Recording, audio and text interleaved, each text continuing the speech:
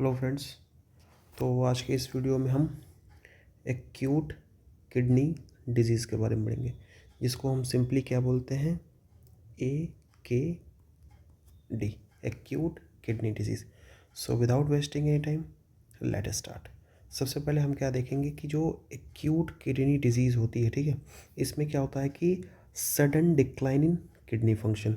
जो हमारी किडनी का जो फंक्शन होता है वो क्या होता है, सडनली क्या होता है, वो डिक्लाइन हो जाता है। ठीक है, तो सबसे पहले हम देख लेते हैं किडनी के फंक्शन क्या होते हैं, उसके बाद हम देखेंगे कि कौन कौन सा फंक्शन जो है वो डिक्लाइन या फिर रिड्यूस हो गया। ठीक है, चलिए।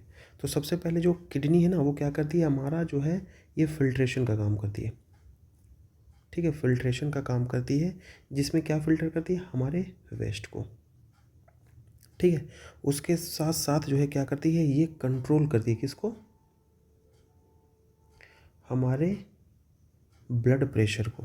ठीक है, उसके बाद क्या करती है, हमारे बॉडी में, जो हमारी बॉडी होती है ना, उसमें जो एसिड बेस का जो बैलेंस होता है वो कौन मेंटेन करता है, वो किडनी मेंटेन करती है। ठीक है, एसिड बेस का बैलेंस हो जाएगा आपका, यहाँ पे वाटर का बैलेंस हो जाएगा, यहाँ पे आपके SaLT साल्ट का बैलेंस हो जाएगा, या फिर जो है आपका मिनरल्स है उसका बैलेंस करती है। ठीक है, और यहाँ पे वेस्ट का मैनेजमेंट भी करती है। अगर वेस्ट की अगर हम बात करें तो जो किडनी हमारी है वो रिमूव करती है वेस्ट फ्रॉम द ब्लड, किसमें, यूरिन में। ठीक है, उसके बाद यहाँ पे किडनी जो होती है ना, वो रिमूव कर दिया किसको, एसिड को, जो कि प्रोड्यूस होता है हमारे सेल के द्वारा बॉडी में। ठीक है, ब्लड प्रेशर को भी मेंटेन करती है। ठीक है, और जब हमारा जो ब्लड प्रेशर बहुत हाई हो जाता है, ठीक है, तो किडनी क्या करती है, मोर यूरिन को प्रोड्यूस करती है, ताकि जो वॉल्यूम ऑफ लिक्विड है सर्कुलेशन में वो क्या हो जाए, कम हो जाए। ठीक है, उसके साथ साथ जो है हमारा पीएच का भी मैनेजमेंट करती है। अब पीएच अगर मान लीजिए ज़्यादा हो जाएगा तो यहाँ पे reabsorbing and producing bicarbonate from the urine, और यूटिलाइज कर लेगी किसको, हमारे जो बॉडी में अगर एक्सेस एसिड है उसको भी कर लेगा। ठीक है, और यहाँ पे बात करें, ये सब जो हो जाएंगे वो किडनी के फंक्शन होते हैं। ठीक है, अब देखिए, अब किडनी अगर वेस्ट मटेरियल को क्या करेगा, वो यूरिन के फॉर्म में अगर वॉश आउट नहीं करेगा तो क्या हो जाएगा, leading to accumulation of waste. तो जितने भी वेस्ट होंगे ना, वो हमारे बॉडी में क्या होंगे, एक्यूमुलेट होने लगेंगे। ठीक है, और जो है जैसे ये इलेक्ट्रोलाइट के बैलेंस को भी मेंटेन करता है, और किडनी सही से काम नहीं करेगी तो हमारा जो इलेक्ट्रोलाइट बैलेंस है वो क्या हो जाएगा, इम्बैलेंस हो जाएगा। ठीक है, और यहाँ पे फ्लूइड का जो क्या होता है वो ओवरलोड हो जाएगा। ठीक है, अब देखिए इसके क्या है, कॉजेज़ क्या होते हैं।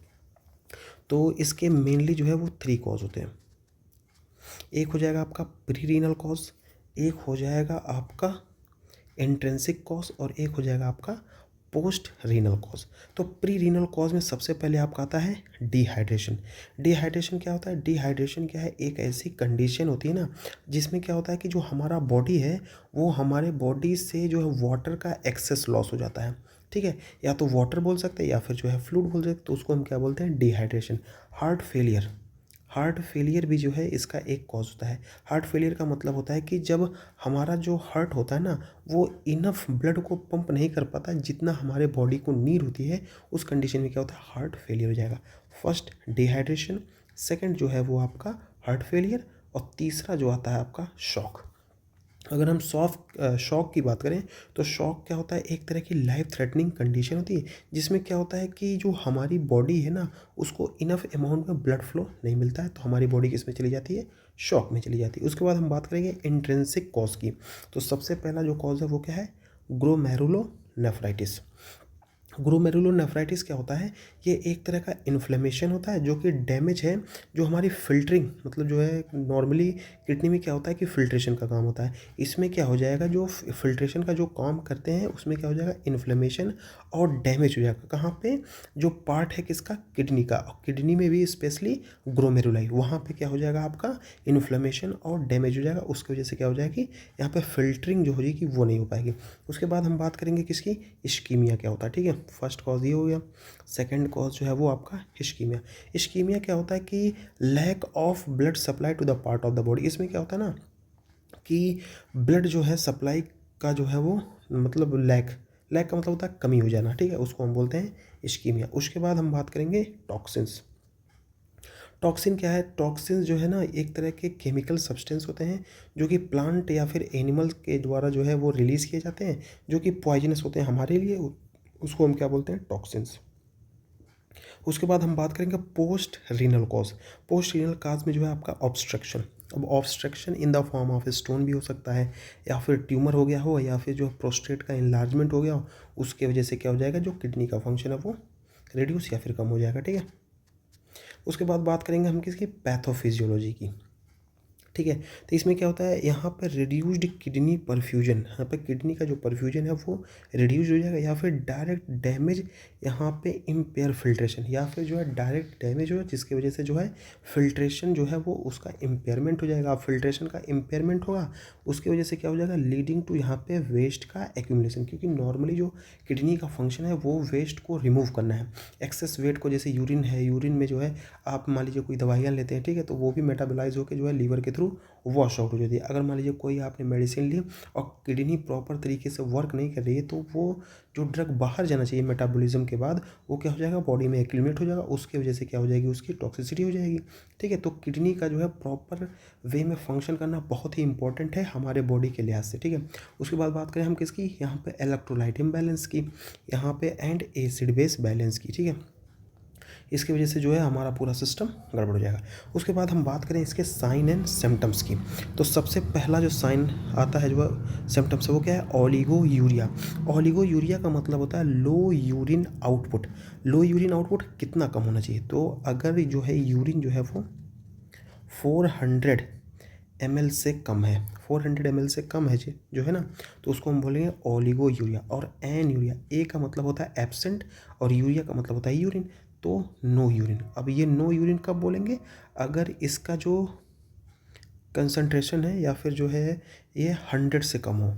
ठीक है, अगर ये यूरिन का प्रोडक्शन जो है वो 100 ml से कम है, तो उसको हम क्या बोलते हैं, एन यूरिया। ठीक है, उसके बाद बात करें हम किसकी, इडिमा। इडिमा का मतलब होता है स्वेलिंग हो जाएगी। ठीक है, उसके बाद हम बात करेंगे कि यहाँ पे फ्लूइड का क्या हो जाएगा, ओवरलोड हो जाएगा, यहाँ पे स्वेलिंग हो जाएगी और यहाँ पे ब्रीथलेसनेस हो जाएगी। ठीक है, और यहाँ पे साइन एंड सिम्टम्स में आपको इलेक्ट्रोलाइट इम्बैलेंस तो देखने को ही मिलेगा, जिसमें आपको हाइपरकैलेमिया, मतलब जो है यहाँ पे जो है, यहाँ पे जो हाइपरकैलेमिया मतलब इसका एक्सेस हो जाएगा। उसके बाद हम बात करेंगे किसकी, यहाँ पे मेटाबॉलिक एसिडोसिस। मेटाबॉलिक एसिडोसिस जो है ये एक तरह की कंडीशन है जिसमें क्या होता है, बहुत ज़्यादा acid in the body fluid, हमारे बॉडी फ्लूइड में बहुत ज़्यादा एसिड का हो जाना, उसको हम क्या बोलते हैं, मेटाबॉलिक एसिडोसिस। H+ की कंसनट्रेशन जो है वो बढ़ जाएगी। उसके बाद आपको फटीग यानी थकावट लगेगी, कन्फ्यूजन रहेगा, आप यहाँ पे नोजिया होगा due to the toxin build, क्योंकि अब कोई भी चीज़ हमारे बॉडी में एक्यूमुलेट होगी तो वो एज ए टॉक्सिन का वर्क करेगी, और टॉक्सिन के बिल्ड होने की वजह से थकावट भी लगेगी, कन्फ्यूजन भी हो जाएगा और आपको चक्कर भी आएगा। ठीक है, उसके बाद हम बात करेंगे इन्वेस्टिगेशन की। ठीक है, तो सबसे पहले हम बात करेंगे ब्लड टेस्ट। ब्लड टेस्ट में क्या देखेंगे हम, एलिवेटेड क्रिएटिनिन लेवल और बन का लेवल जो है वो बढ़ा हुआ देखने को मिलेगा। क्रिएटिनिन की पहले हम नॉर्मल वैल्यू जानेंगे कितनी होती है, उसके बाद तो पता चलेगा ना कि ये एलिवेटेड है या फिर कम है। तो यहाँ पे 0.7 से 1.3 यहाँ पे mg/dl। ठीक है, ये इसकी नॉर्मल वैल्यू, और अगर ये 1.3 से ज़्यादा हो जाती है, ठीक है, तो ये इंडिकेशन करेगा किसको, यहाँ पे एक्यूट किडनी डिजीज़ को। उसके बाद यहाँ पे बात करेंगे किसकी, बन की। बन क्या होता है, बन का मतलब होता है यहाँ पे blood urea nitrogen, blood urea nitrogen.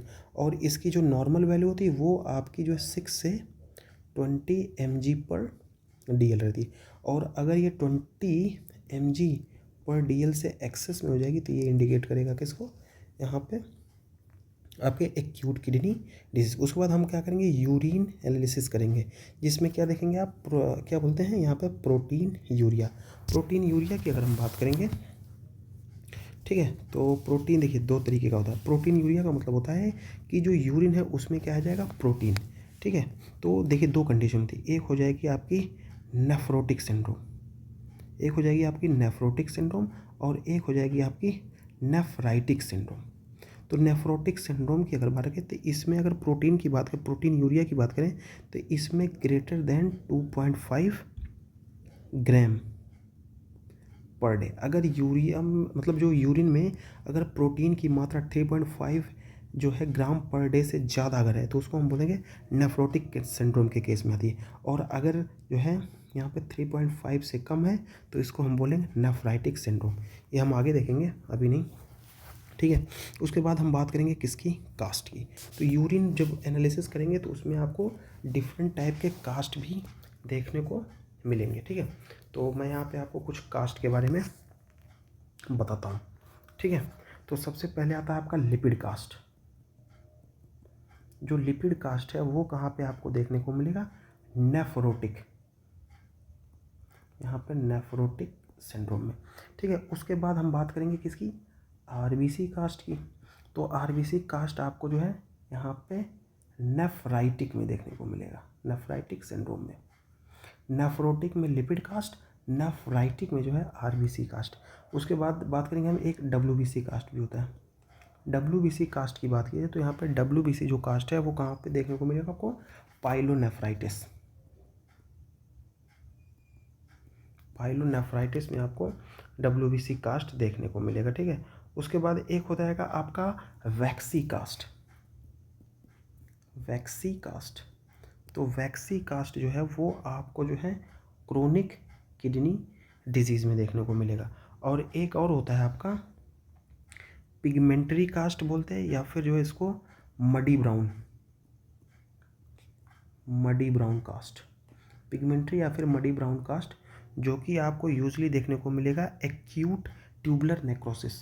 Acute tubular necrosis में जो है आपको यहाँ पे पिगमेंटरी मडी ब्राउन कास्ट देखने को मिलेगा। तो ये हो गया आपका थोड़ा सा लिटिल इन्फॉर्मेशन किसके बारे में, कास्ट के बारे में, ठीक है। उसके बाद हम बात करेंगे इमेजिंग की। तो इमेजिंग में आप अल्ट्रासाउंड करेंगे, देखेंगे कि कोई ऑब्स्ट्रक्शन है नहीं, ट्यूमर है, या फिर जो प्रोस्टेट का इन्लार्जमेंट हो गया है, या फिर कोई स्टोन है उसके वजह से ये प्रॉब्लम आ रही है, ठीक है। उसके बाद हम बात करेंगे किसकी, बायोप्सी की। इफ़ अनक्लियर डायग्नोसिस, अगर डायग्नोसिस क्लियर नहीं हो पा रहा है तो हम क्या करेंगे, यहाँ पे डायग्नोसिस में बायोप्सी करेंगे। बायोप्सी में क्या होता है ना कि एक टिश्यू ऑफ, मतलब टिश्यू का एक टुकड़ा लेते हैं, उसको जो है माइक्रोस्कोप के अंदर रख के जो है हम उसका एग्जामिनेशन करते हैं, ठीक है। डायग्नोसिस की अगर हम बात करें तो diagnosis based on the rapid creatinine, देखेंगे उसमें क्रिएटिनिन लेवल कितना है, बन का लेवल बढ़ा हुआ है या घटा हुआ है, और रिड्यूस करेंगे यहाँ पे यूरिन आउटपुट, यहाँ पे जो है आपका एनुरिया या फिर ओलिगोयूरिया, उसके क्लिनिकल सिम्टम्स को देखेंगे। उसके बाद हम बात करेंगे किसकी, ट्रीटमेंट की, ठीक है। तो ट्रीटमेंट में सबसे पहले क्या हो जाएगा, इसमें देखिए हम आईवी फ्लूइड देंगे अगर जो है प्री रीनल एडी की AKD है, क्योंकि प्री रीनल की अगर बात करें तो प्री रीनल जो है यहाँ पे क्या हो जाता था आपका डिहाइड्रेशन, यहाँ पे डिहाइड्रेशन की वजह से जो है हम क्या देंगे इसमें, यहाँ पे देखिए प्री रीनल काज मैंने आपको दिखाया ना, डिहाइड्रेशन, हार्ट फेलियर और शॉक, ठीक है। तो इन तीनों केस में हम क्या करेंगे, सबसे पहले आईवी फ्लूइड लगाएंगे, ठीक है। उसके बाद हम क्या देंगे, डायूरेटिक्स। इफ़ फ्लूइड जो है ओवरलोड, अगर फ्लूइड जो है ओवरलोड हो गया है तो हम क्या देंगे, डायूरेटिक्स। और डायूरेटिक्स में सबसे जो 3 तरीके की डायूरेटिक्स होती है ना, तो सबसे पहले जो है आपका थायाजाइड आ जाएगा, थायाजाइड। उसके बाद आप देंगे यहाँ पे लूप डायूरेटिक्स, और उसके बाद यहाँ पे पोटेशियम स्पेयरिंग डायूरेटिक्स, ठीक है। तो ये आप दे सकते हैं इसमें, ठीक है। उसके बाद हम बात करेंगे इलेक्ट्रोलाइट करेक्शन की। तो यहाँ पे सबसे पहले हम मैनेज करेंगे किसको, यहाँ पे पोटेशियम को, सोडियम को, और यहाँ पे एसिड बेस के बैलेंस को, ठीक है। उसके बाद डायलिसिस की अगर बात करें तो यहाँ पे इफ़ सीवियर टॉक्सिन बिल्डअप, अगर सीवियर टॉक्सिन जो है एक्यूमुलेट हो गया तो उसके लिए हम क्या करेंगे, यहाँ पे डायलिसिस करेंगे। उसके बाद ट्रीट करेंगे अंडरलाइन कॉज, जैसे इस इन्फेक्शन हो गया तो उसके कॉज को ट्रीट करेंगे, कोई ऑब्स्ट्रक्शन है तो उसको देखेंगे, ठीक है। उसके बाद हम बात करेंगे प्रिवेंशन कि AKD ना हो, उसके लिए हम क्या क्या प्रिवेंटिव जो मेथड है वो क्या क्या यूज़ कर सकते हैं। सबसे पहले stay hydrated and monitor kidney function, मतलब स्टे हाइड्रेटेड, एक पर्सन को नियर अबाउट 3 से 4 लीटर तो जो है वाटर को एक दिन में ड्रिंक करना ही चाहिए, ठीक है। फॉर अगर आप एक महीने तक, ठीक है, अगर 1 महीने तक आप कॉन्टीन्यूस इनफ अमाउंट में वाटर अगर मतलब क्या करते हैं वो ड्रिंक करते हैं ना, तो अगर आपको 3 mm की पथरी या फिर स्टोन है तो वो क्या होगा, धीरे धीरे गल के बाहर निकल जाएगा। लेकिन उसके लिए जो है क्या करेंगे, एक्सेस अमाउंट में जो है वाटर लेंगे, ठीक है। ल्यूक वार्म वाटर के साथ साथ हल्का सा नींबू अगर उसमें ऐड करेंगे तो ये बहुत ही बेनिफिशियल होता है किडनी स्टोन के लिए, ठीक है। लेकिन इसको करने से पहले एक बार अपने डॉक्टर की राय जरूर लें। ठीक है। उसके बाद हम अवॉइड करेंगे यहाँ पे नेफ्रोटॉक्सिक ड्रग, मतलब जो नेफ्रोटॉक्सिक ड्रग होता है ना, उसको हम क्या करना पड़ेगा, इसमें अवॉइड करना है। जैसे आपका नेसिड्स हो गया, ठीक है, आइबुप्रोफेन हो जाएगा। यहाँ पे जो है कॉन्ट्रास्ट जो डाई होती हैं उनको भी क्या करना है, हमको अवॉइड करना। उसके बाद यहाँ पे कंट्रोल करेंगे यहाँ पे क्रोनिक कंडीशन। या क्रोनिक कंडीशन में क्या, डायबिटीज़ है, टाइप 1 डायबिटीज़, टाइप 2 डायबिटीज़, सबको जो है क्या करना है, अवॉइड करना है या फिर कंट्रोल करना है। उसके बाद हाइपरटेंशन, हाई ब्लड प्रेशर को ही हम बोलते हैं हाइपरटेंशन, ठीक है, तो इसको भी आपको कंट्रोल करना पड़ेगा। उसके बाद प्रोमिनेंटली ट्रीट करना है किसको, इन्फेक्शन को और डिहाइड्रेशन को। डिहाइड्रेशन के ट्रीटमेंट के लिए आप ORS ले सकते हैं, ठीक है। यहाँ पे एक पैकेट ORS को जो है आप यहाँ पे 2 से 3 लीटर पानी में मिक्स करें, फिर उसको जो है कॉन्टीन्यूस यूज़ करें, तो फिर आपको इससे जो है क्या हो जाएगा, वो बहुत जल्दी ट्रीटमेंट का फ़ायदा मिलेगा या प्रिवेंशन कर सकते हैं आप। तो ये रहा आपका एक्यूट किडनी डिजीज़ के बारे में। होप यू वीडियो आपको अच्छी लगी हो। Thank you for watching, keep supporting and have a nice day. Thank you.